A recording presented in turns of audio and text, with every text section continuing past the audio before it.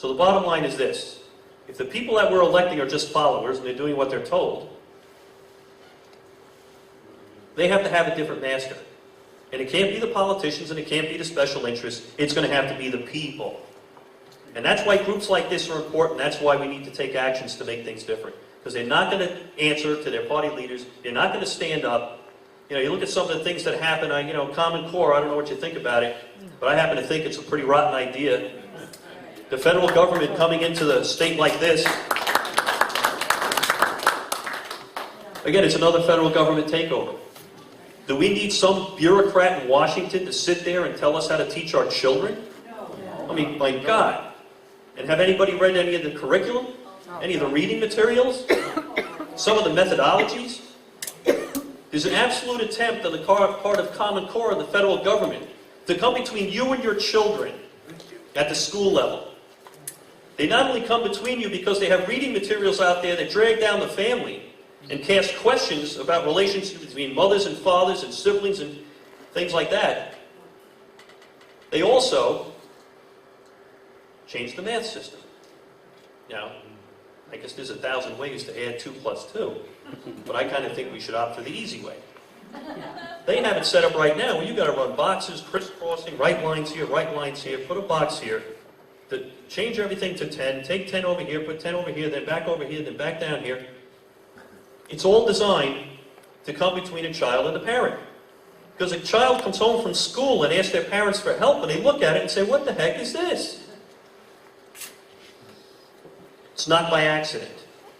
It's not by accident. These are federal bureaucrats down in Washington that want to take education out of your hands. Right.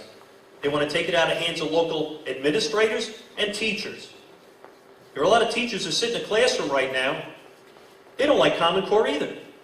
I mean, the testings are crazy, the standards are nuts, implementation's been horrible, but they don't have a choice. You know, we all had good teachers when we grew up, right? I bet you we still remember a lot of them by name. A lot of that flexibility in how a teacher is able to relate to a child is being taken away. And I don't know about you, but I don't trust the federal government to do anything. And the last thing I want them to do is take the hearts and minds of our next generation. That's what they're doing. And one of the things that we have to think about, especially locally here in this state, is about Common Core. We should be opting out of Obamacare. We should be opting out of Common Core. This governor should be opting out of Common Core. The legislature, the Senate, we need to opt out. We need to send that check back to Washington. Because I'll tell you right now, all the districts that you talk to, their excuse at the superintendent level is, well, you know what, they're handing us a big check. We need the money.